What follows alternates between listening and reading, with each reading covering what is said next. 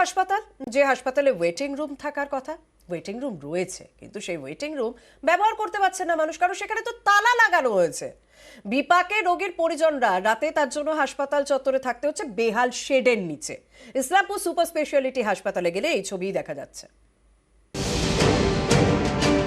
সরকারি হাসপাতালের waiting room, রোগীর পরিজনদের থাকার জায়গা, কিন্তু এখানে কেউ থাকতে পারেন না কারণ ওয়েটিং রুম বন্ধ।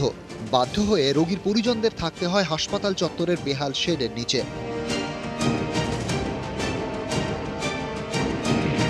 উত্তর দিনাজপুরের ইসলামপুর সুপার স্পেশালিটি হাসপাতাল জেলার গুরুত্বপূর্ণ সরকারি হাসপাতাল। 4 বছর আগে এখানে রোগীর পরিজনদের জন্য ওয়েটিং রুম তৈরি হয়, কিন্তু তা কখনো খোলা হয়নি। কয়েক লক্ষ টাকা খরচে তৈরি ওয়েটিং রুম বন্ধ। শীত হোক বা বর্ষা, বেহাল শেডের নিচে থাকতে হয় রোগীর পরিজনদের।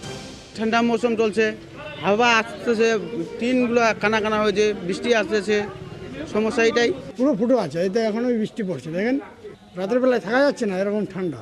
আমরা চাচ্ছি নিরাপদে থাকি, এটাই একটা ঘর পাবলিকের জন্য হোক। কয়েক বছর ধরে বন্ধ হয়ে পড়ে আছে হাসপাতালের ওয়েটিং রুম। সামনে আগাছা জন্মেছে, থাকা তো দূরের কথা, ওয়েটিং রুমের কাছেই যাওয়া যায় না। বেহাল শেডই রোগীর পরিজনদের ভরসা। শীতের রাত, তার উপরে মশার উৎপাত, রোগীর পরিজনদের চরম দুর্ভোগ। সমস্যা, মশা লাগে, খুব মশা লাগে, রাত্রে হাওয়া বহে, ঠান্ডা লাগছে। ঘরটা ভালো থাকলে ভালো হতো, ঘরটা ভালো থাকলে আমরা নিরাপদে থাকতাম।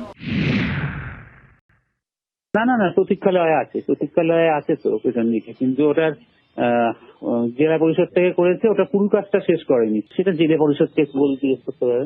ইলেকট্রিক্যাল কাজের জন্য পুরোপুরি ইলেকট্রিক্যাল কাজটা এখনো হয়নি।